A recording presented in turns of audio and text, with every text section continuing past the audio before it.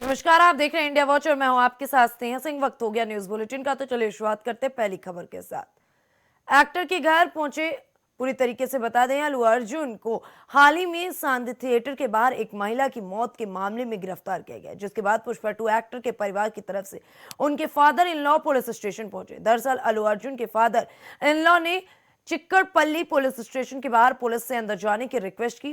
पुष्पा 2 सिनेमाघरों में 5 दिसंबर को रिलीज हुई थी, लेकिन 4 दिसंबर की रात को फिल्म के पेड प्रीव्यू हुए थे। उसी वक्त अल्लू अर्जुन के आने के संध्या हैदराबाद के थिएटर के बाहर भगदड़ मची और एक महिला की मौत हो गई। अल्लू अर्जुन के पुलिस द्वारा ले जाने के बाद पुलिस स्टेशन के बाहर उनके फादर इन लॉ पहुंचे और उन्होंने पुलिस से पुलिस स्टेशन के अंदर जाने की रिक्वेस्ट की। उनका वीडियो सोशल मीडिया पर वायरल है, जिसमें वे पुलिस से अंदर जाने की रिक्वेस्ट कर रहे हैं। हालांकि मीडिया के किसी भी सवाल का जवाब नहीं दे रहे। अल्लू अर्जुन के फादर इन लॉ मीडिया के किसी भी सवाल का जवाब नहीं दे रहे।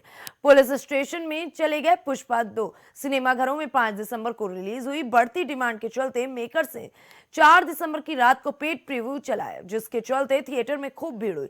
उसी वक्त अल्लू अर्जुन हैदराबाद के संध्या थिएटर के बाहर पहुंच गए, जिसके चलते भीड़ बेकाबू हो गई और वहां भगदड़ मच गई।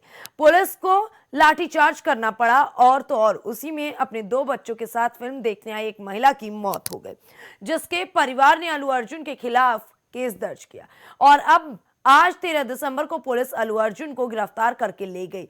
इस मामले में पुष्पा 2 की टीम ने 6 दिसंबर को महिला की फैमिली को 25 लाख की मदद देने की भी ऐलान किया था। अल्लू अर्जुन ने घायल लड़की की मदद करने का वादा भी किया। उस लड़के की हालत अभी भी गंभीर है और उसका इलाज चल रहा है।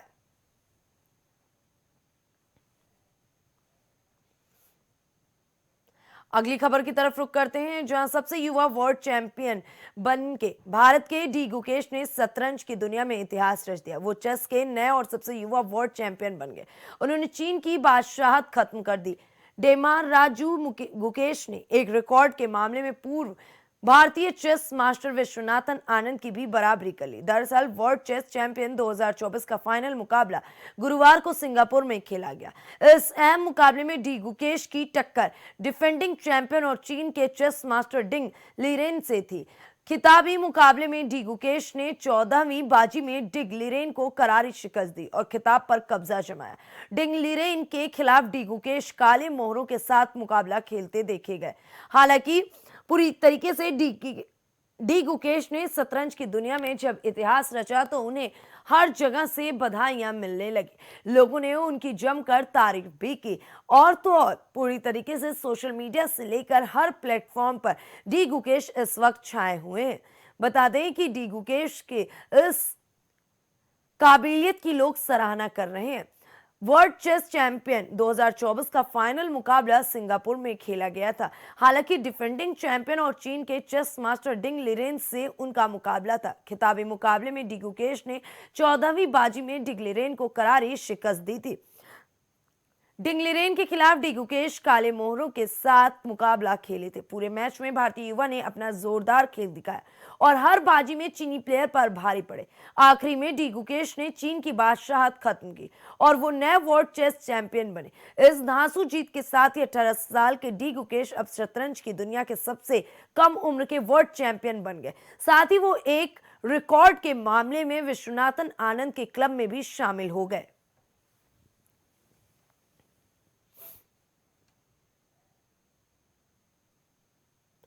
अगली खबर की तरफ रुख करते हैं, जहां क्रिसमस 25 दिसंबर को मनाया जाता है, मगर रौनक और तैयारियां उससे पहले ही शुरू हो जाती हैं। हेमा मालिनी धर्मेंद्र की बेटी और चर्चित अदाकारा ईशा देवल के हाल ही में स्कूली बच्चों के साथ क्रिसमस मनाते देखने की तस्वीरें सामने। उन्होंने ये सेलिब्रेशन इको फ्रेंडली अंदाज में किया। ईशा देवल ने ग्रीन क्रिसमस सेलिब्रेट करके पर्यावरण संरक्षण का संदेश दिया। अभिनेत्री ईशा देवल ने भामला फाउंडेशन के साथ अपोस्टोलिक कॉर्मेल हाई स्कूल और जूनियर कॉलेज के बच्चों के साथ ग्रीन क्रिसमस मनाया। इस दौरान बच्चों ने अपनी खूबसूरत प्रस्तुतियां दी। ईशा देवल भी बच्चों के बीच जाकर बेहद खुश नजर आए। अभिनेत्री बच्चों के बीच पहुंची और उनसे मुलाकात की। बच्चों के साथ न सिर्फ तस्वीरें क्लिक कराएं बल्कि डांस भी करती देखी गई। अभिनेत्री अतिथि के रूप में मंच पर बैठी नजर आए। इस क्रिसमस सेलिब्रेशन के जरिए पर्यावरण संरक्षण और हरियाली के महत्व का संदेश भी दिया गया। फ्लोरल ड्रेस में ईशा बेहद खूबसूरत लगी। अभिनेत्री ने साल 2002 में आई फिल्म कोई मेरे दिल से पूछे से अपनी फिल्मी करियर की शुरुआत की थी। बीते साल अभिनेत्री की शॉर्ट फिल्म एक दुआ को सम्मानित किया गया। 59वें राष्ट्रीय फिल्म पुरस्कार में गैर फीचर फिल्मों की श्रेणी में इसे अवार्ड मिला। वर्क फ्रंट की बात करें तो तुमको मेरी कसम ईशा की आने वाली फिल्म है।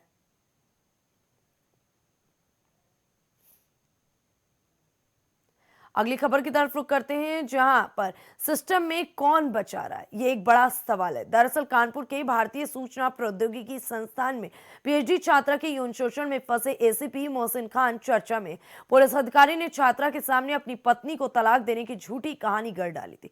छात्रा को अपने जाल में फंसाया जबकि पत्नी प्रेग्नेंट थी। ये सूचना छात्रा को उसके एक दोस्त के जरिए मिली। इसके बाद छात्रा ने जानकारी जुटाई तो बात सही निकली। फिर उसने एसीपी मोहसिन खान से इस पर बहस की तो वो उल्टा छात्रा को ही धमकाने लगा और ये सफाई देने लगे कि परिवार वालों के दबाव में उन्हें अपनी पत्नी के साथ रिलेशन बनाने पड़े, जिससे वो प्रेग्नेंट हो गए। लेकिन तलाक होने के बाद मैं तुमसे शादी कर लूंगा। मामला खुल गया था, इसीलिए छात्रा को साफ पता चल गया कि एसीपी ने शादी के नाम पर धोखा दे करके उसकी इज्जत से खिलवाड़ किया है। फिर उसने कानपुर पुलिस कमिश्नर से लेकर अपने संस्था के डायरेक्टर तक इसकी शिकायत कर दी। गुरुवार की रात को छात्रा की शिकायत पर कल्याणपुर थाने में एसीपी मोहसिन खान के खिलाफ दुष्कर्म की रिपोर्ट दर्ज की गई। प्रशासन ने एसआईटी टीम को जांच के लिए गठित किया और एसीपी को लखनऊ मुख्यालय से अटैच कर दिया। कानपुर पुलिस में हड़कंप मचाने वाली इस घटना ने सबको हिला कर रख दिया, क्योंकि एसीपी मोहसिन खान आईआईटी में छात्रा के साथ ही पीएचडी कर रहे थे। कानपुर पुलिस ने रात में छात्रा का मेडिकल कराया। शुक्रवार को उसका अदालत में 164 का बयान दर्ज कराया जाए। लखनऊ के रहने वाले एसीपी मोहसिन खान साल 2015 में पीपीएस अधिकारी चुने गए थे। इसके पहले वो आगरा में थे। चर्चा तो यहां तक है कि आगरा में भी उनके खिलाफ कई जांचें शुरू हुई थी। कानपुर आने पर उनको खान कलेक्टरगंज थाना और साइबर क्राइम सेल का जिम्मा सौंपा गया था। वो अपने आला अधिकारियों से परमिशन लेकर ही साइबर क्राइम और इन्वेस्टिगेशन और डिजिटल फॉरेंसिक में पीएचडी करने कानपुर आईआईटी में गए थे, जहां उन्होंने इस छात्रा के साथ ही पीएचडी करने की शुरुआत की थी। इसी दौरान उनका अफेयर हो गया। एसीपी ने छात्रा से शादी का वादा कर दिया। पीड़िता ने अपने बयान में डीसीपी साउथ अंकिता शर्मा को जानकारी दी और एसीपी मोहसिन ने आईआईटी कैंपस में उसके साथ सबसे पहले यौन संबंध बनाए थे। पीड़िता के अनुसार पहले एसीपी मोहसिन खान ने मुझसे अपने शादीशुदा होने की बात छिपाई, लेकिन एक दोस्त ने जब शादी की कुछ तस्वीरें दिखाई तो मैंने एसीपी से इसको लेकर नाराजगी जताई। इस पर एसीपी ने कहा कि परिवार के दबाव में शादी हुई थी, लेकिन पत्नी से मेरा तलाक का मामला चल रहा है। तलाक मिलने के बाद मैं तुमसे शादी कर लूंगा। कुछ दिन बाद छात्रा के दोस्त ने एसीपी की पत्नी के प्रेग्नेंट होने की जानकारी दी तो पीड़िता के होश उड़ गए। उसने एसीपी से फिर पूछा कि जब पत्नी से तुम्हारा तलाक का मामला चल रहा है और संबंध नहीं तो वो प्रेग्नेंट कैसे? इस पर एसीपी ने सफाई दी, मुझे परिवार के दबाव में पत्नी के साथ संबंध बनाने पड़े। लेकिन पीड़िता समझ गई थी कि एसीपी मोहसिन खान धोखा देकर उसकी जिंदगी से खिलवाड़ करा। इसके बाद पीड़िता ने अपने प्रोफेसर और दोस्त से सलाह के बाद कानपुर पुलिस कमिश्नर और आईआईटी प्रशासन को इसकी जानकारी दी।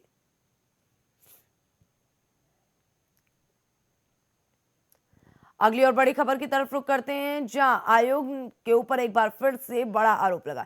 बिहार लोक सेवा आयोग की 70वीं संयुक्त प्रारंभिक परीक्षा आज है। पटना, मुजफ्फरपुर, भागलपुर, गया, पूर्णिया, खगड़िया, बेगूसराय, शेखुपुरा, पूर्वी और पश्चिमी चंपारण समेत सभी जिलों में कुल 912 परीक्षा केंद्र बनाए गए।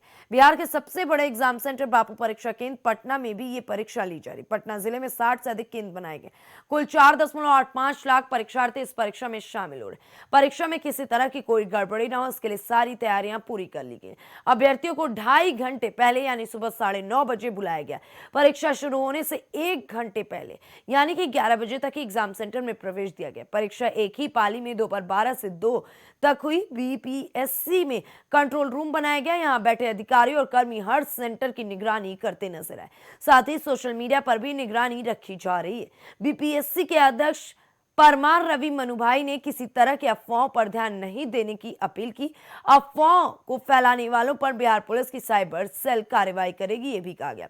उन्होंने बताया कि परीक्षा के 4 सेट में प्रश्न पत्र प्रकाशित किए गए। इनमें से किसी भी सेट में परीक्षा ली जा रही है। कदाचार मुक्त परीक्षा को लेकर त्रिस्तरीय जांच की व्यवस्था की गई। सभी परीक्षा केंद्रों पर जैमर लगाए गए। बीपीएससी पीटी परीक्षा प्रश्न पत्र लीक होने की कथित खबर के बाद पटना के बापू सभागार में छात्रों ने जमकर हंगामा किया। आयोग ने इससे इनकार कर दिया। आयोग ने कहा कि कोई भी पेपर लीक नहीं है। अगली खबर की तरफ रुख करते हैं, जहां जस्टिस शेखर यादव के खिलाफ अभियोग वीएचपी पर विवादित बयान का है। दरअसल जस्टिस शेखर यादव के खिलाफ महाअभियोग चलाने की मांग करते हुए विपक्षी दलों ने राज्यसभा में नोटिस दिया है।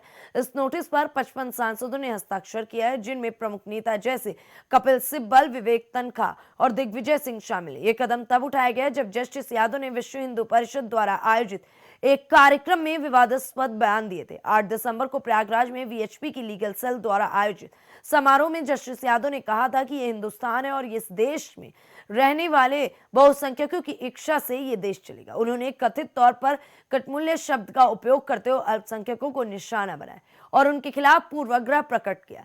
इस बयान ने कई राजनीतिक नेताओं और सामाजिक कार्यकर्ताओं से तीखी प्रतिक्रियाएं प्राप्त की। महाभियोग प्रस्ताव को पेश करने के बाद इसे प्रारंभिक जांच के लिए एक समिति को सौंपा जाएगा, जिसमें सुप्रीम कोर्ट के एक जज, हाई कोर्ट के एक चीफ जस्टिस और एक विधि विशेषज्ञ शामिल होंगे। समिति आरोपों को सही पाती है तो प्रस्ताव संसद में पेश किया जाएगा, जहां से इसे पारित करने के लिए 2/3 बहुमत की आवश्यकता होगी। भारत में उच्च न्यायालय और सुप्रीम कोर्ट के जजों के खिलाफ महाभियोग की प्रक्रिया संविधान द्वारा निर्धारित है। यह प्रक्रिया बहुत कठोर और इसे केवल जजों के दुराचार या कार्य क्षमता की कमी के आधार पर शुरू किया जा सकता है। महाभियोग प्रस्ताव को संसद के किसी एक सदन में पेश किया जा सकता है। इसके लिए आवश्यकता है कि कम से कम 50 सांसदों का समर्थन हो।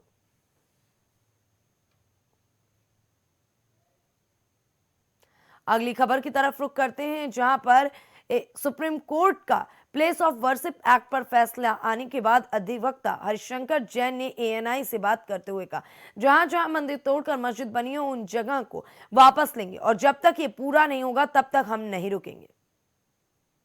हो कानून बना के हो चाहे कोर्ट द्वारा हो, देश में कोई भी कानून या फैसला देश की बहुसंख्यक जनता के मन के उसके हितों के खिलाफ नहीं हो सकता। ये मस्जिदों के खिलाफ लड़ाई नहीं है, ये वो मस्जिदें नहीं हैं। ये जो मंदिर तोड़कर जो ढांचा बना है उसको मस्जिद नहीं कहते, और मस्जिद कहते हैं तो मस्जिद नहीं होती है। भाई मामला तो ठीक है, शांत हो ही जाएगा। कोर्ट ने कह दिया रुका रहेगा, भी 500 साल से इंतजार किया, 5 महीने और इंतजार कर लेंगे, कोई बड़ी बात नहीं है। ये इंतज़ार जो है वो थोड़े दिन का है, ये ख़त्म होगा और पूरे देश में मंदिर अभियान जब चल रहा है चलेगा और सारी मंदिरें वापस लेंगे।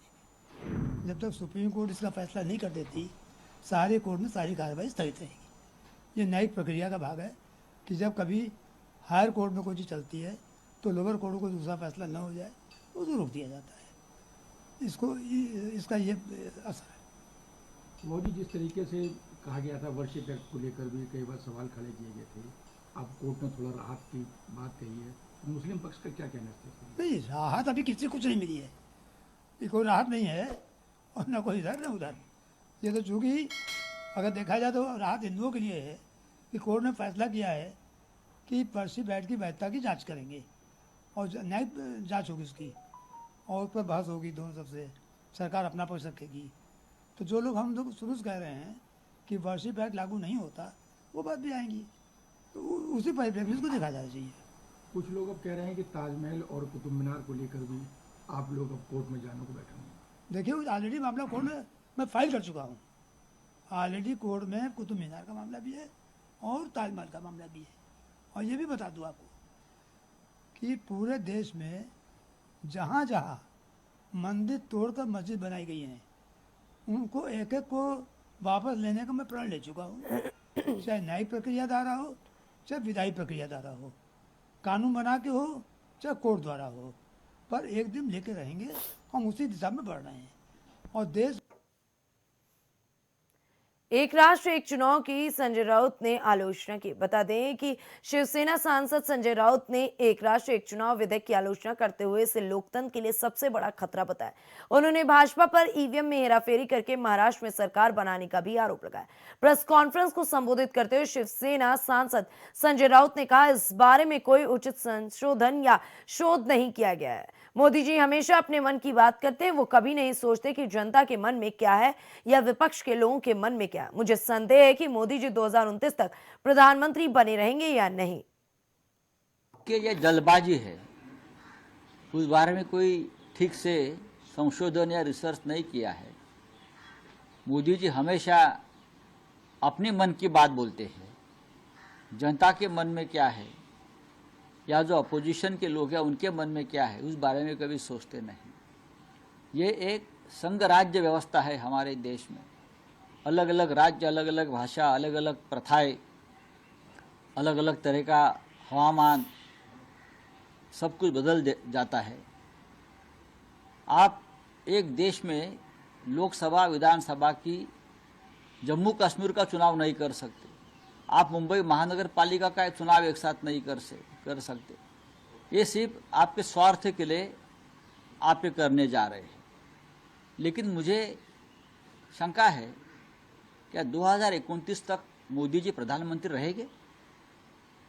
आपको आश्चर्य होगा मेरे वक्तव्य से, लेकिन मेरा ये सवाल है, जो मोदी जी और शाह जी करने जा रहे हैं ये लोकतंत्र को सबसे बड़ा खतरा है। अगली खबर की तरफ रुख करते हैं, जहां वन नेशन वन इलेक्शन पर समाजवादी पार्टी के सांसद रामगोपाल यादव का कहना है कि एक राष्ट्र एक चुनाव को लागू करने में बहुत समय लगेगा। महिला आरक्षण बिल भारतीय संसद में पारित हो चुका है, लेकिन अभी तक इसे लागू नहीं किया जा सका है। वन नेशन वन इलेक्शन 2029 तक लागू नहीं होगा, ये 2031 में लागू हो सकता है। वन नेशन वन इलेक्शन के फायदे भी हैं और नुकसान भी है। ये टीम खड़े रहेगा, अंदर नहीं आ सकते। हाँ, एक मिनट सर, कैबिनेट की मंजूरी मिल गई है वन नेशन वन पोल को, क्या कहना है? अभी बहुत लंबा रास्ता तय करना है इसे। जी, अगर संसद में आए, पास भी हो जाए, महिलाओं का आरक्षण बिल पैसे पास हो चुका है, अभी पड़ा हुआ कि नहीं पड़ा, तो परिसीमन होगा, बरसें लग जाएंगी। 29 तक तो ये काम हो नहीं सकता, शायद 31 में कभी हो। सर इस पूरी एक्सरसाइज का क्या देश को कोई फायदा होगा, जो दावा किया जा रहा है? फायदे भी है, नुकसान भी है। जी सर, जो संविधान पे चर्चा आज से शुरू हो रही है संसद में, आपकी पार्टी का क्या इसके अंदर योगदान रहेगा, क्या आपका रुख रहेगा? बोलेंगे लोग संविधान पे क्या योगदान और न योगदान का। संविधान ये एनालिसिस करेंगे कि संविधान में जो लिखा है उसकी मंशा के अनुकूल सरकार काम कर रही है कि नहीं कर रही है। किस किस तरह से संविधान की मूल आत्मा जो है, प्रस्तावना और मूल अधिकार, उनको निगेट किया जा रहा है, उसके खिलाफ काम किया जा रहा है।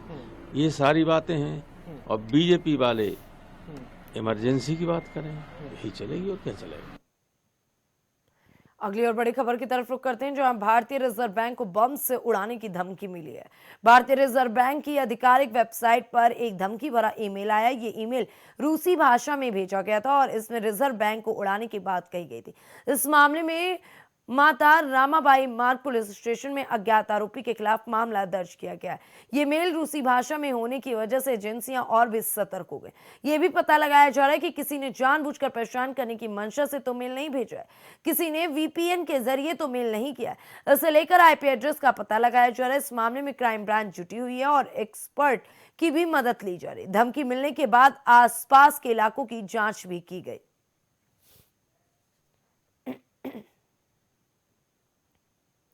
अगली और बड़ी खबर की तरफ रुख करते हैं, जहां खबर उत्तर प्रदेश के बांदा जिले से सामने आ रही है। मुख्यमंत्री नीतीश कुमार 15 दिसंबर से महिला संवाद यात्रा पर निकल रहे हैं।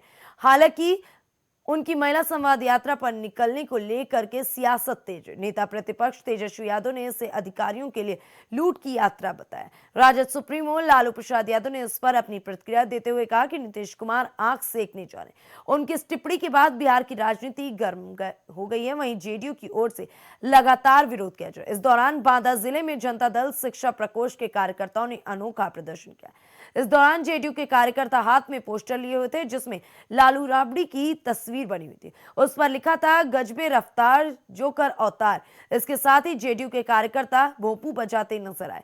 इस दौरान जेडीयू के कार्यकर्ता लालू यादव की वेशभूषा में नजर आए। उन्होंने कहा कि जब भाषा की मर्यादा समाप्त हो जाती है तो नेता जोकर हो जाते हैं। अशोक लाट चौराहे पर जनता दल यूनाइटेड के कार्यकर्ताओं ने प्रदर्शनकार पूर्व मुख्यमंत्री लालू यादव का पुतला फूंका।